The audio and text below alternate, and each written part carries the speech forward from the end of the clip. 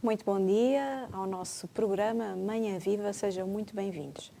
E neste programa hoje vamos ter a oportunidade de descobrir um pouco mais sobre a serva de Deus, Irmã Maria do Monte. Vamos falar um pouco sobre as suas virtudes heroicas. É esta irmã, esta serva de Deus, que foi declarada venerável pelo Papa Francisco. Em 1927 entrou na Congregação das Irmãs Hospitaleiras do Sagrado Coração de Jesus, onde lhe foi dado o nome de Maria do Monte, a Senhora da sua devoção. Para falar sobre este tema, claro, temos a nossa convidada de hoje, não é? Muito bem-vinda, a Irmã Obrigada. Sílvia Moreira. Obrigada, Marta. A superiora provincial das Hospitaleiras do Sagrado Coração de Jesus em Portugal. E convido-a, desde já, a iniciarmos este dia e este programa com o momento de oração. Muito obrigada. Então, colocamos assim na presença de Deus, este Deus que é misericordioso e próximo de todos os homens, iniciamos invocando em nome do Pai, do Filho e do Espírito Santo. Amém. Amém. Meu Jesus, em Ti confio e me abandono.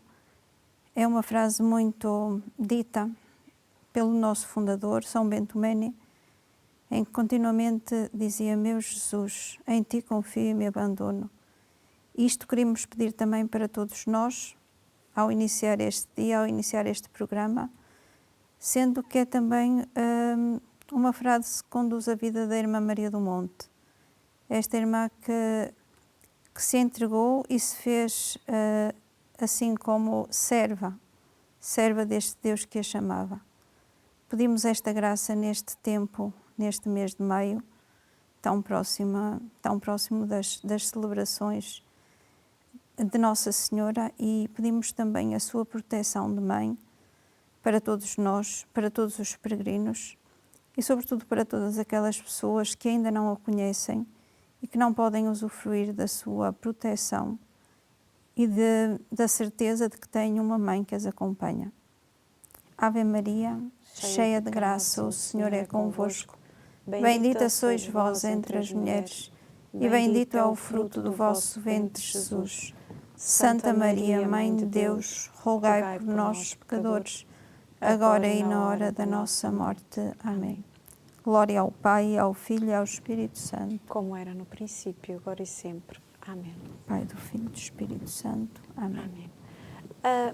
Como dizia há pouco sobre a declaração de venerável, não é, desta serva de Deus pelo Papa, a aprovação e publicação do decreto que reconheceu as virtudes heroicas da Irmã Maria do Monte aconteceu a 23 de março de 2023. Nasceu em 1897, no Funchal, e foi batizada com o nome de Elisa de Jesus Pereira. Faleceu a 18 de dezembro de 1963 e já falámos um pouco sobre o tema, não é, que vamos desenvolver sobre esta serva de Deus, mas primeiro gostaríamos de saber, não é, quem é a irmã hospitaleira que veio falar sobre esta serva de Deus? Quem é a irmã Sílvia? A irmã Sílvia é uma irmã hospitaleira que conheceu a congregação em 1995 e que iniciou a sua caminhada como hospitaleira em 1998. Posso dizer que conheci a congregação numa espécie de dinâmica de contrariedade, porque deparei-me com as atividades das irmãs que realizam com jovens e vi que trabalhavam com pessoas com doença mental. E eu naquele tempo tinha muito receio destes doentes, não sabia como, se encontrasse algum, o que é que eu faria. Então pensei, bem, vou fazer uma experiência destas e já vejo se me aguento ou se morro ali mesmo, não é? E a verdade é que não morri e, de facto, creio que o Senhor me encontrou e eu o encontrei nos doentes. E a partir daí, pronto, iniciei o meu percurso de discernimento vocacional, tentando perceber se o Senhor realmente me chamava para servi-los a minha vida toda. E percebi que sim, e aqui estou. E é natural de onde? Eu sou natural da cidade do Porto. E está no Porto a exercer? Não, neste momento estou em Lisboa. Nós no Porto não temos casa. E há quantos anos pertence? Pertenço, a minha primeira profissão foi em 2001, portanto faz este ano 22 anos. Sim. Então esse seguimento, não é? Esse chamamento de seguir Jesus aconteceu dessa forma, não é? Sim. Esse sentimento de querer ser desafiada a estar perto daqueles que têm alguma necessidade especial. Exatamente, mas acho que foi uma surpresa para mim, porque eu ia mais movida pela curiosidade e pelo vencer-me a mim mesma, por assim dizer. E no fim percebi que não era uma questão de eu vencer-me a mim mesma, Deus tinha vencido na minha vida. E percebi que realmente no encontro com o doente eu encontrava Jesus. E Jesus também me encontrava a mim. E mais tarde, a ler os escritos do nosso fundador, ele dizia: os doentes são vivas imagens de Jesus. Eu fiz essa experiência antes sequer de ler isto. Os doentes como vivas imagens de Jesus, como lugar onde ele se revela, onde ele sofre, mas também onde ele nos comunica a salvação de alguma forma. E o sentido de tudo, porque os doentes sofrem, mas também encontram sentido para a sua vida e comunicam sentido aos outros. Então isto é uma riqueza contínua. Não somos nós tanto que os servimos, são eles que nos enriquecem. É verdade. E fale-nos do desafio de ser irmã religiosa na atualidade. Eu vejo isto com alguma naturalidade. É verdade que vivemos num tempo em que se vão percebendo os sinais da descristianização, mas eu acredito que Deus quer connosco dizer alguma coisa, com os cristãos e com as diferentes vocações, não é? Se de facto viver em matrimónio ou em casamento com a sua família é importante porque é uma forma de criar pessoas, não é? Viver em estado de consagração é uma forma de apontar para Deus e de dizer que além da vida que vivemos pode-se viver uma vida além, a sair de si, não para si, mas para outros. Não é quem vive em família não viva para outros, porque vive continuamente, mas é como que ter uma raiz que se vai desenraizando continuamente e enraizando em novas terras para dar outros frutos. E nós fazemos muito essa experiência porque temos diversas casas e em cada mudança é um desenraizamento para enraizar-se. No fundo, é lançar novas sementes para novas vidas, que também nos enriquece a nós e nos dá a nós uma vida nova. E sinto que é muito este testemunho de desprendimento e de liberdade, sobretudo. Porque sinto que às vezes pode-se perceber e dizer que podemos não ser tão livres, porque temos que obedecer, temos uma série de regras, mas em verdade ninguém vive sem regras, não é? Ninguém vive sem regras. E ser religioso é uma opção. Ninguém nos vem buscar a casa. Nós vamos por nós mesmos e optamos por aquele estilo de vida porque nos dá sentido. E tudo aquilo que dá sentido dá liberdade, no fundo. Nos inícios, quando se começou a viver essa experiência com esses doentes, ou ainda na atualidade, sente a dificuldade ou chorou, ou algumas realidades que a tocaram de tal forma que... Porque vamos criando laços com as pessoas, não é? Eu acredito que deva ser uma experiência... É uma experiência muito bonita, é muito forte, muito bonita, porque nós vemos as pessoas a não estar tão bem e a ficar bem. E quando têm doenças que não lhes permitem ficar bem, há pequenos milagres diários nas vidas delas. Eu creio que a minha experiência que me custou mais não tinha tanto a ver com a doença mental em si, mas foi uma experiência de ver alguém que chegou à nossa casa para se tratar, tratou-se, estava bem e depois foi repatriada para o seu país. E foi repatriada, a polícia veio buscá-la à nossa casa para levar para o aeroporto. Isso a mim foi custou-me muito ver, porque é assim, vi como a pessoa entrou, vi como é que a pessoa estava. E quando no dia anterior disseram, não pode estar aqui, vai ser repatriada, vi como ela ficou outra vez. Foi como que dar a vida à pessoa e retirá-la. Isso para mim acho que foi a experiência mais dura até do que a morte, porque a morte nós sabemos que ela existe, não é? Mas isto foi um outro tipo de morte. Sim. Bom, vamos voltar aqui um pouco ao seguimento aqui do nosso tema. O que é que define o vosso nome, não é? Nosso nome. Irmãs Hospitaleiras do Sagrado Coração de Jesus. Dar hospitalidade é dar acolhimento, não é? Portanto, temos uma grande responsabilidade que é acolher Jesus, acolher o seu Sagrado Coração. E ligo muito isto, de facto, ao acolhimento que nós fazemos aos doentes. Porque o coração de Deus bate neles também, não é? Então, de cada doente que se acolhe, de cada doente que se cuida, de cada doente que se trata, estamos a acolher este coração de Deus em nós. E no fundo, exige-nos criatividade, porque o acolhimento não é uma coisa definida, não é? Temos uma ideia do que é acolhimento, mas cada pessoa vai precisar de um tipo de acolhimento diferente. Para se sentir acolhida, nós temos que perceber o que é que ela precisa. Então, eu sinto que é uma exigência contínua a nossa criatividade. Quem é que são os vossos fundadores e como é que surgiu a fundação da obra em si?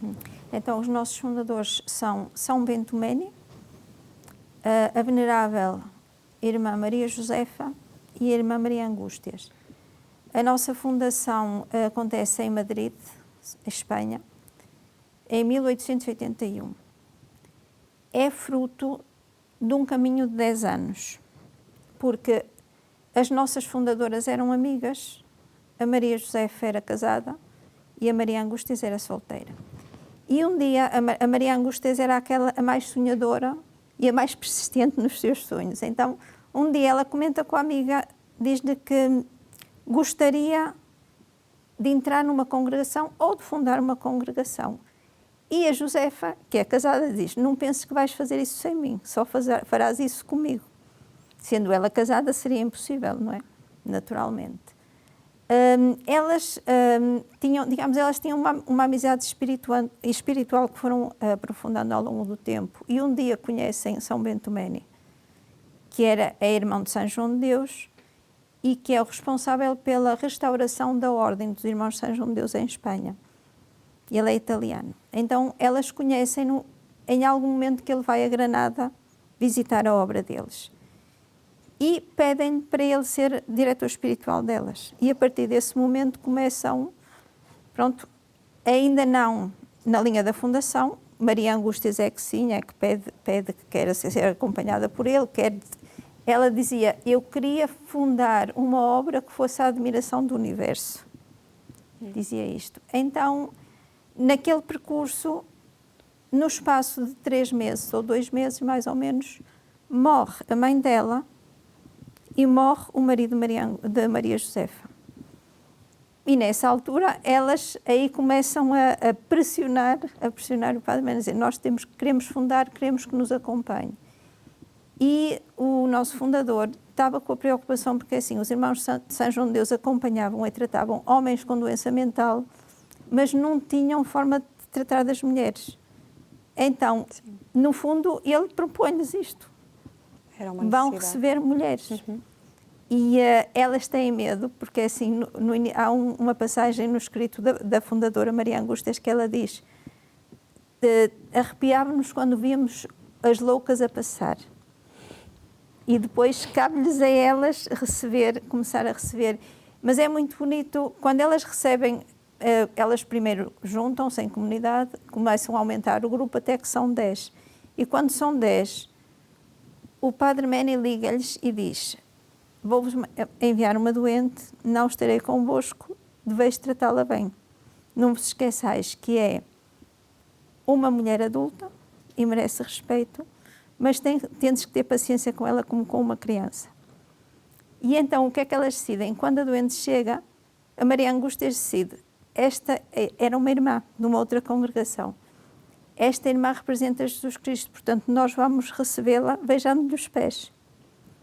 E então fazem isso. As outras dizem assim: ai meu, mas já de chegar aqui, se calhar vai nos bater, se calhar por aí, diz várias coisas.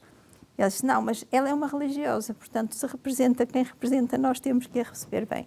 E assim fazem. É claro que ela no final dos beijos agita-se toda e tem que a conter e tem várias coisas.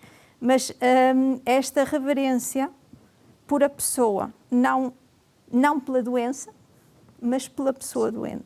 E é algo que nos acompanha desde a nossa fundação. De facto, no centro da nossa vida está o doente, encarnando Jesus Cristo naturalmente. Como é que poderia definir cada uma dos fundadores, em que é que se destacava cada um deles? Então, Maria Angústias, como eu dizia, essa firmeza sonhadora, persistência, não desiste dos sonhos. Maria Josefa, uma mulher muito prática, mas muito mãe e muito serva. Maria Josefa morreu 2 anos depois da fundação, vítima da agressão de uma doente. Sim, havia uma doente agitada, 2 irmãs foram tentar acalmá-la, mas ela começou a agredi-las, então Maria Josefa interpõe-se e ela pisa, e isto num mês de agosto, e ela depois morre em outubro porque terá tido alguma hemorragia interna. E muito intuitiva. Ela dizia: quando as doentes não vos souberem dizer o que precisam, adivinhai o que é que elas precisam, porque vocês estão chamadas a ser mães. Sim. Mães delas. E São Bento Meni, um homem que aliava a firmeza à ternura, ou seja, era uma pessoa muito firme em tudo, era capaz de dizer: não posso admitir ninguém nesta congregação que dê algum tipo de maltrato a alguma doente. Pode rezar muito, pode fazer tudo muito bem, mas que se maltratar uma doente não posso admitir. Mas ao mesmo tempo muito próximo, muito paternal. E uma pessoa de um grande dinamismo de vida. Só para ter uma ideia, ele durante a sua vida abriu 27 hospitais. Entre os irmãos e as irmãs, sim. Sim. De que forma testemunhar no mundo do sofrimento psíquico, como é que se faz, como é que se testemunha, não é? Nesse mundo, a compaixão e a ação sanadora de Deus para com as pessoas excluídas, não é? No fundo, há uma certa exclusão da sociedade. A primeira coisa, eu acho, que é reconhecer que as pessoas existem. Reconhecer que aquela pessoa que está ali, às vezes sem abrigo, por exemplo, existe e é uma pessoa doente. Às vezes podemos não olhar como uma pessoa doente, mas muitas vezes são pessoas doentes que estão nas ruas, que estão a pedir. O primeiro é o reconhecimento e depois também olhar para a dignidade da pessoa antes de olhar para a sua doença e agir em conformidade. Se é uma pessoa digna, se é uma pessoa, então há que tratá-la como pessoa. E segundo, a necessidade que tem também. Qual é a história da congregação em Portugal? Em que locais do país é que se encontram? A história da congregação em Portugal começou em 1894, ou seja, 13 anos depois da fundação, e começou na Casa de Saúde de Idanha, que fica ali nos arrabaldes de Sintra, e foi iniciada por 3 irmãs, uma irmã espanhola e 2 irmãs portuguesas, que foram enviadas para vir fundar aqui. E depois, a partir daí, foram se estendendo pelo país. Começou ali em Idanha, depois logo ao lado, talvez a uns 10 minutos, temos uma casa Santa Rosa de Lima, que já fez 100 anos também. Temos a seguir, em São Gonçalo, Madeira, que fez ontem 98 anos. Meu Deus. Temos em Braga, em Condeixa, Guarda, Assumar, perto de Porto Alegre. Depois temos mais uma na Madeira, para jovens e crianças. Temos 2 nos Açores e em Lisboa, além de Belas e Idanha, temos também na Parede e em Lisboa, na Luz. E depois temos também em Angola e Moçambique. Isto a província portuguesa é constituída por 14 centros. E qual a vossa missão e valores? Já falou aqui um pouco, não é? Sim. Cuidar das pessoas doentes. Os valores é muito à volta do acolhimento, da humanização, da ética em tudo aquilo que fazemos, da saúde integral, ou seja, não tratar só a doença, mas tratar a pessoa toda. A humanização, não sei se já disse, pronto, vai um pouco... Mas no fundo é assim, qualquer valor tem por base o valor da hospitalidade, sim, que é o valor que nos configura. Sim. E com certeza será o que também vos leva a ser uma instituição de referência do setor social da saúde em Portugal, sim, não é verdade? Sim, referência, porque eu acho que sobretudo entre nós e os irmãos de São João de Deus devemos responder às necessidades do país na ordem dos 65%, mais ou menos. Nas ilhas mais, sei que na Madeira andará à volta dos 98%, ou seja, praticamente toda a área da saúde mental, ou grande parte da área da saúde mental é respondida por nós. Em que se baseia o vosso modelo assistencial e pedagógico? Ou seja, de que forma estes valores traduzem o que é ser igreja? No fundo, é assim, vai muito na linha da encarnação. Encarnar é o quê? É assumir aquilo que Deus nos pede junto de quem sofre. Então vai muito nesta linha. Nós, mas também todos aqueles que colaboram connosco, os nossos colaboradores, tentamos passar-lhes este espírito de serviço, de atenção, de cuidado, de proximidade, sobretudo, e também essa intuição de que nos falava a nossa fundadora. Quando eles não forem capazes de vos dizer o que precisam, vocês estão chamadas a adivinhar, no fundo, a intuir. E que tipo de cuidados prestam no âmbito da saúde e em que áreas? Então, nós, saúde mental, sim, e depois também na área da gerontopsiquiatria, na área dos cuidados paliativos, na área da reabilitação e outras áreas que vão surgindo. Neste momento começamos a ter também mais a nível não de internamento, mas de consultas, várias consultas de diferentes áreas relacionadas com a saúde mental, mas não necessariamente apenas saúde mental, não psiquiatria só. Ok. Mas não tem um nível de a pessoa ficar sempre na vossa instituição? Ou seja, não. Neste momento, cada vez mais a desinstitucionalização é o que se pretende. E a pessoa ficar internada permanentemente, isso era de trás de outros anos, não é? Neste momento, as políticas de saúde mental orientam e vêm para que a pessoa esteja o mais possível na comunidade, o mais possível com a família. É claro, pode necessitar de internamentos pontuais, mas se pode conseguir acompanhar no seu contexto familiar, é melhor. É melhor e é mais reabilitador para a própria. Sim. Irmã, chegamos ao fim da primeira parte. Muito bem. Já voltamos para prosseguir com o nosso tema. Deixe estar desse lado. Até já.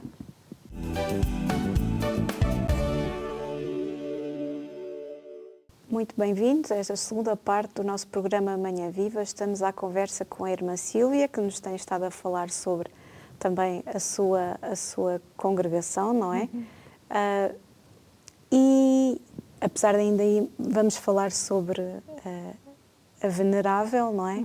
Serva de Deus, que nos traz para este tema, eu gostaria de ainda de brevemente concluir aqui sobre o vosso trabalho, não é? Que eu acho, e a vossa missão, que acho muito, muito necessária.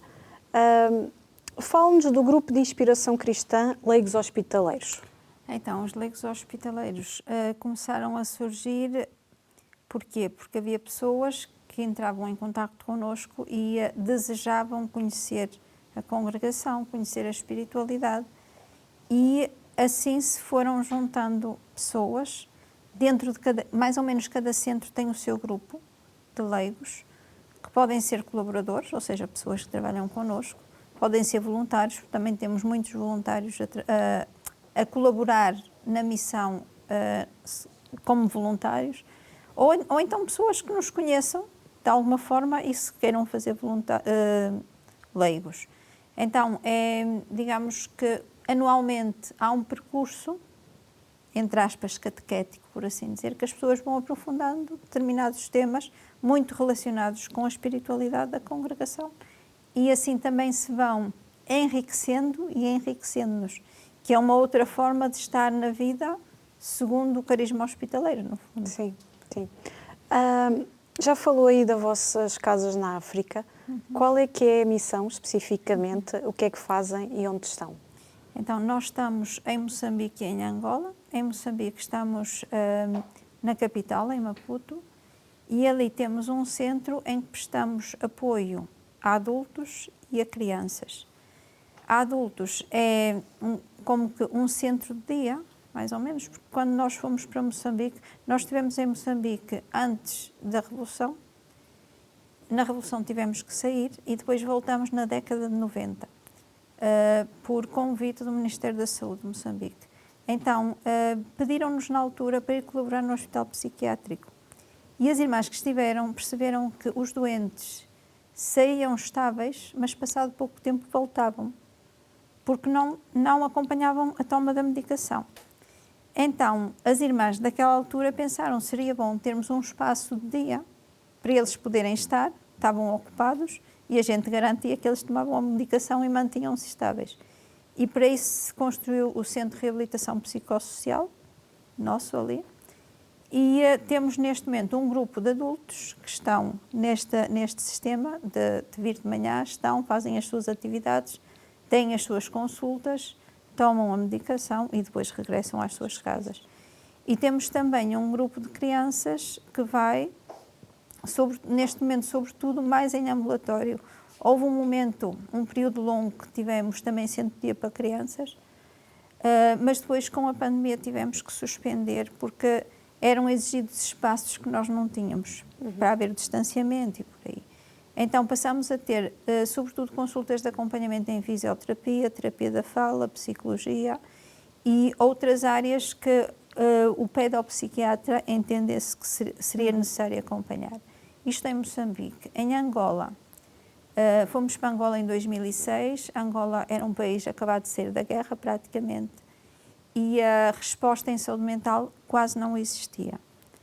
Então, o que as irmãs fizeram foi tentar identificar necessidades e começaram a dar consultas em diferentes localidades. Pronto, e basicamente é isto. No fundo, continuamos a ser uma resposta que acrescenta à resposta do Estado. Vocês atendem consultas nas vossas instituições, Sim, não é? sim. Em que regimes? Em regime de ambulatório, sempre. Quais os projetos de inovação e desenvolvimento que estão a realizar? Sim. Eu acho que tudo o que é reabilitação implica inovação. Neste momento, creio que assim o mais inovador tem sido o acompanhamento a pessoas de terceira idade em regime de ambulatório, também com vários projetos sensoriais, que vai ajudando a que as pessoas se mantenham mais ágeis e que os seus problemas de saúde não evoluam tão rapidamente. Creio que é basicamente isso. E também desenvolvem trabalho com jovens. Sim, com jovens também.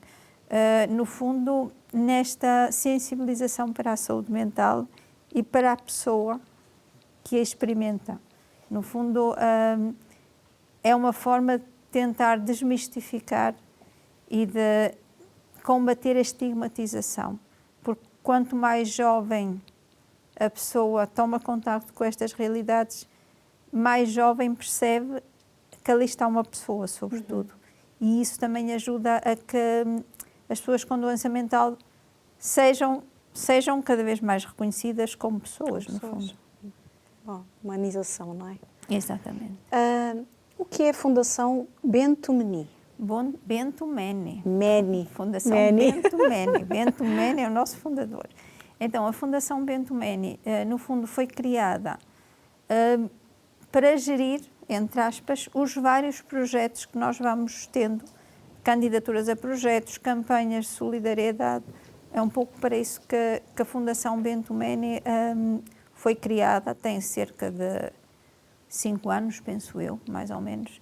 Antes, isso era tudo feito a nível de instituto, mas acaba por ser uma área mais específica, que acaba por ser muito mais para projetos pontuais, então criou-se a Fundação nessa linha. Uma das frases das Irmãs Hospitaleiras diz assim: para nós a forma concreta de evangelizar é a própria vida hospitaleira.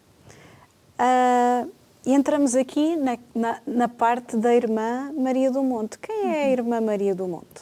Então, a Irmã Maria do Monte foi uma pessoa que nasceu na Ilha da Madeira, era de uma família bastante numerosa, eram 10 filhos, e é uma jovem que perde a sua mãe aos 15 anos e o pai aos 17. E quando perde os progenitores, fica apenas ela em casa com um irmão de 13 anos e uma irmã um pouco mais velha, mas também com alguma fragilidade de saúde. Nessa altura, ela já sentia desejo de ser religiosa, mas a família, precisamente porque ela acabava por ser o pilar daqueles 2 irmãos, opôs-se. Então ela optou por não seguir este caminho ainda.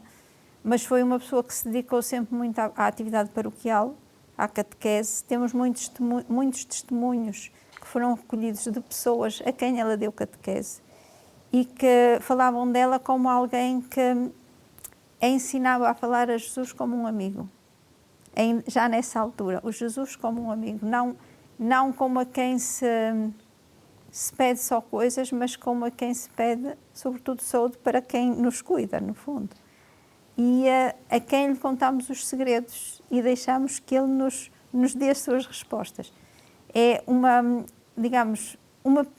pedagoga sem ter ido à escola, quase. Porque a Irmã Maria do Monte era uma pessoa que provavelmente, se foi à escola, foi muito pouco tempo.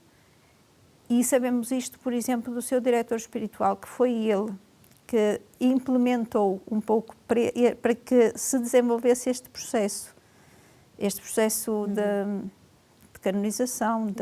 Sim. Porque se tem conhecimento, antes as irmãs não tinham conversas muito abertas, assim, acabavam por viver muito mais em silêncio. Então, quem a conhecia bem era o diretor espiritual. E com os acompanhamentos que ia fazendo, a um dado momento lhe pede para ela começar a escrever aquilo que ela sentia na oração, como se relacionava com Deus. E diz num dos escritos dele que às vezes era difícil perceber o que ela queria dizer, precisamente porque se notava que não tinha muita cultura de escrita, por assim dizer. Mas era uma pessoa de uma grande união com Deus, de uma grande intimidade com Deus, essa confiança e abandono. Sim. E qual a ligação da Irmã Maria do Monte às Irmãs do Sagrado Coração de Jesus? É assim, ela conhecia as irmãs de Esver. E a um dado momento há uma sobrinha dela que vai para as irmãs. E ela já tinha esse desejo, ou seja, ela esperou 10 anos, desde que manifestou o desejo ao seu pároco, até ir, esperou 10 anos. E foi precisamente, penso que uns 3 meses depois de ter ido a sobrinha. E no fundo era um desejo que ela tinha. Eu não sei se ela sabia para que ia, não é? Porque É verdade que as irmãs já estavam na Madeira, mas se calhar não havia este contacto e esta abertura das pessoas poderem ir e visitar e por aí. Mas assim que foi, ficou e não viveu, diz o diretor espiritual, o seu tempo de formação como um tempo de enamoramento. Sim. E neste momento é serva de Deus. Não é serva de Deus, é venerável. É venerável, Sim. exatamente. Quais os feitos que levaram a este grau de santidade? Eu acho que, sobretudo, a Irmã Maria do Monte é uma mulher que vive a espiritualidade da sua época. E a espiritualidade da sua época é muito a espiritualidade da reparação. Tem muitos paralelos com os pastorinhos de Fátima. A reparação do coração de Jesus e do coração de Maria ferido pelos pecados de... Então, no fundo, a vida dela, e ela o manifesta como uma vida de entrega por aquilo que ofende o coração de Cristo. Depois, no meio de tudo, de dificuldades e do que fosse, quem dá testemunho dela diz que era uma mulher muito alegre e que fazia por criar alegria à sua volta, ou seja, ela estava alegre, normalmente. Quando não estava, tentava mostrar-se. E quando via que alguém à sua volta não estava, tentava criar condições para que as pessoas ficassem alegres. E também na relação com os doentes, muito cuidadosa, muito atenta e muito próxima deles. Tanto que, quando ela faleceu, houve muitos doentes que foram ao funeral e quiseram ir e diziam perdemos uma mãe. E assim se começou a destacar o seu trabalho, não é? Sim. Com os pobres e os mais Sim. necessitados. Mas já falámos do nome de batismo. Conte-nos um pouco da história. Da história? Da história da Venerável, não é? Da história vocacional, é isso? Sim, sim. No fundo, é assim, depois que a sobrinha dela foi para a congregação, então a sobrinha ia informando quando alguma irmã com funções de direção iam à Madeira. Então, a um dado momento, a sobrinha escreve-lhe uma carta a dizer que a superiora-geral vai visitar a Madeira. E ela só faz uma coisa, vai lá e diz que quer entrar na congregação. E a superiora-geral, a um dado momento, diz à sobrinha, não sei porquê, houve muitas jovens que me vieram pedir, mas eu só aceitei a sua tia, porque achei que estaria em condições de responder àquilo que a nossa vida exige. Então, assim, no espaço de uma semana, mais ou menos, ela deixa a sua casa, deixa a Madeira e vem para o continente com a superiora-geral, que a aceitou. E faz o seu percurso na congregação, como qualquer uma de nós, e como faziam as irmãs naquele tempo. Sim, e depois é assim, dentre as várias missões que ela esteve na cozinha como cozinheira, como responsável pelas dietas das mais doentes. Teve também como formadora, ou seja, acompanhou as irmãs mais jovens nos seus processos de formação e depois, pronto, acabou por, a um dado momento, começar a adoecer e morreu vítima de uma doença, sim. Mas até lá, o que é que a levou a seguir o caminho de Deus? E eu acho que essa profunda união com Ele, essa profunda união e esse desejo de ser para Deus aquilo que sabia que outros não eram. Ela tinha muito sofrimento quando percebia que religiosos ou religiosas ou sacerdotes não eram fiéis aos seus compromissos.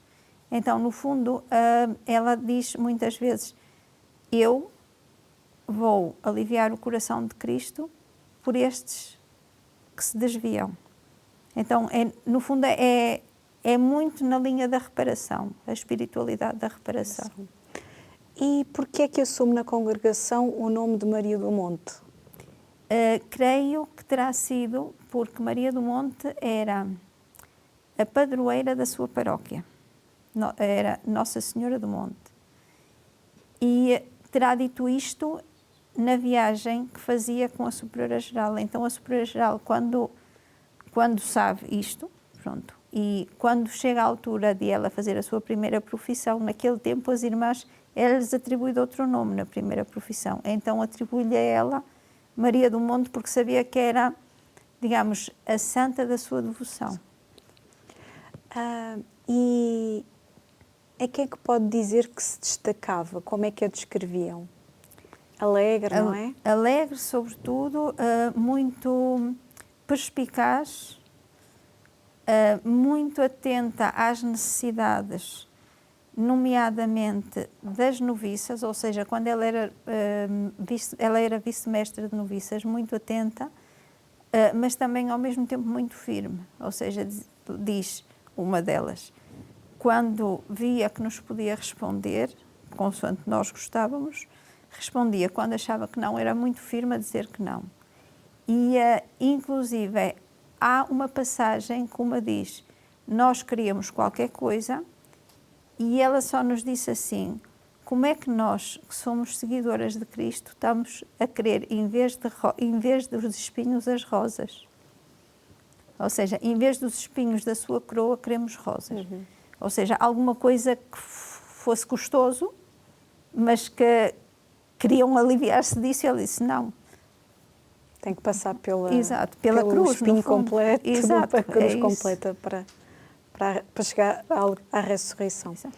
Agora, uma etapa aí que já falou um pouco e já falou da família, sabemos que demoraram muitos anos até seguir o caminho religioso, Sim. não é? Porquê que demorou tanto tempo? O papel da família teve alguma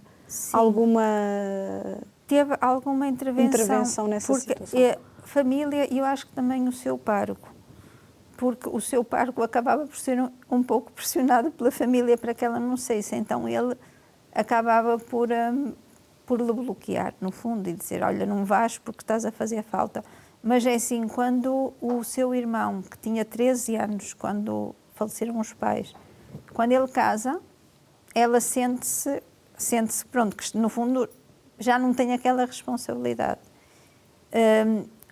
Numa das suas cartas diz que lhe custava, sobretudo, a sua irmã que tinha ficado, essa que também tinha alguma fragilidade, mas que ela diz, sinto que estejas, porque estás sozinha, mas tenta procurar a tua vocação. A sua irmã tinha tentado entrar na nossa congregação e não foi aceite.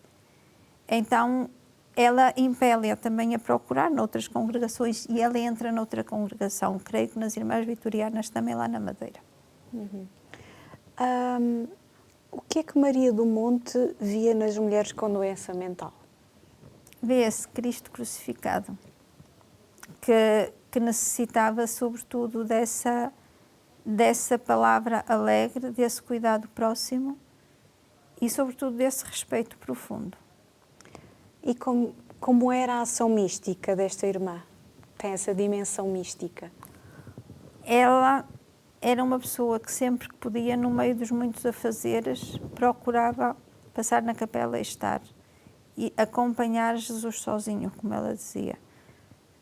Há uma passagem muito interessante em que ela diz, quando eu tinha que sair da cozinha para ir a fazer algum trabalho fora, e passava na porta da igreja, eu não podia entrar na igreja porque estava de avental, e na igreja não se entrava de avental, e eu não tinha tempo para tirar o avental e ir entrar. Mas eu entreabriria a porta e punha-me ali de avental, mas não entrava, e assim acompanhava Jesus. Então, no fundo, esta valorização dos pequenos momentos também. Sempre que podia, estava. Sempre que podia, acompanhava aquele que ela dizia que era o seu esposo.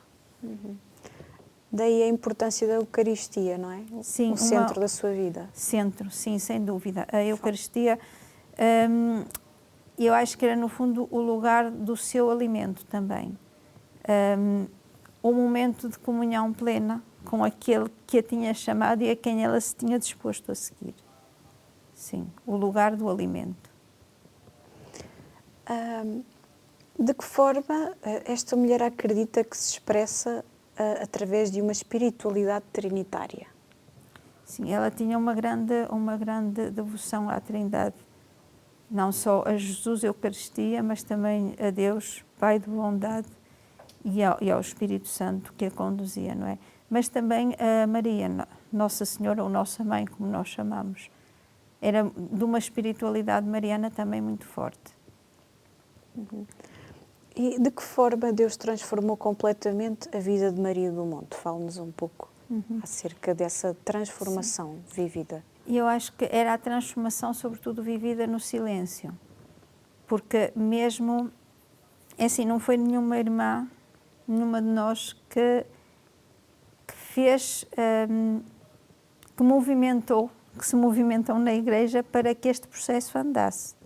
Foi o seu diretor espiritual, penso que ao final de 5 anos da sua morte, ele começou a procurar os superiores provinciais para abrirem um processo. É claro, mais tarde, década de 90, 2000, começámos a ser nós que pegamos no processo. Mas até à sua morte, ele, a cada superior provincial que entrava, ele ia lá e dizia, olha, está aqui este processo, é para andar com ele, porque esta irmã é santa. E ele mesmo dizia que quando ele começou a acompanhá-la, ele tinha acabado de ser ordenado há uns 2 anos, e ele dizia que ela ajudou a ele à sua própria vocação, ao seu ser de ser sacerdote. Então, no fundo, esta transformação que ela foi acolhendo de Deus na sua relação com ele, mas que foi-se também, no fundo, vertendo para a vida de outros, concretamente com este sacerdote e outros sacerdotes, sobrinhos dela também, que falam muito da tia nesta linha, e outras pessoas que conheceram, incluindo colaboradores nossos, incluindo doentes, porque nós temos testemunhos de várias pessoas que conviveram com ela e falam dela como, de facto, uma santa. E o que é que falam? Assim, sobretudo essa simplicidade, é assim, alguém dizia, onde for preciso um samaritano, ela lá estava. É, no fundo, esta presença simples, humilde, apagada, mas que na ausência se sente diferença. Já falou aí do silêncio e da sua espiritualidade, não é? Essa era uma característica, Sim. Uma característica de Maria do Monte, não é? Sim. Mas acho que também, é assim, eu acho que a nível das relações fraternas, ela era muito... Como é que eu vou dizer? Eu não vou dizer que ela se humilhava, mas vou dizer que não perdia a oportunidade por pedir perdão quando percebia que alguém tinha sido ofendido por ela, mesmo sem ela ter consciência de o ter feito. E em algum momento dizia, quanto mais se sentia maltratada por alguém, melhor tratava essa pessoa. Caramba, E eu acho que isso talvez quem o vivia podia não sentir, quem o observava chamava a atenção. Que mensagem gostaria de deixar? Estamos a terminar o nosso programa, Irmã Silvia. A mensagem que eu gostaria de deixar... a mensagem que eu gostaria de deixar é que Deus é bom. Só isso, Deus é bom. E quando Deus nos encontra, o melhor que nos pode acontecer é a gente deixar-se encontrar por Ele. E a partir daí, a vida nas mãos dele. Muito obrigada pela sua presença aqui, pelo seu testemunho de vida também. Obrigada pelo Sabemos convite que também na África é possível, quem quiser fazer voluntariado, sim, não é verdade? Sim. Portanto, vamos deixar também ao longo assim, do programa os contactos. E muito obrigada pela sua presença também. Deus abençoe a sua missão. Obrigada. Eu também agradeço a oportunidade de poder falar da nossa irmã e da nossa congregação neste espaço. E que Deus vos abençoe também nesta missão de espalhar a palavra e de espalhar os sinais de Deus. Obrigada. Obrigada. Muito obrigada também a si que esteve desse lado e que ajuda também esta obra de evangelização, seja com a sua oração ou com a sua doação. Muito obrigada. Já sabe que pode rever sempre os programas Manhã Viva no nosso canal do YouTube, Canção Nova Portugal. Até ao próximo programa, se Deus quiser.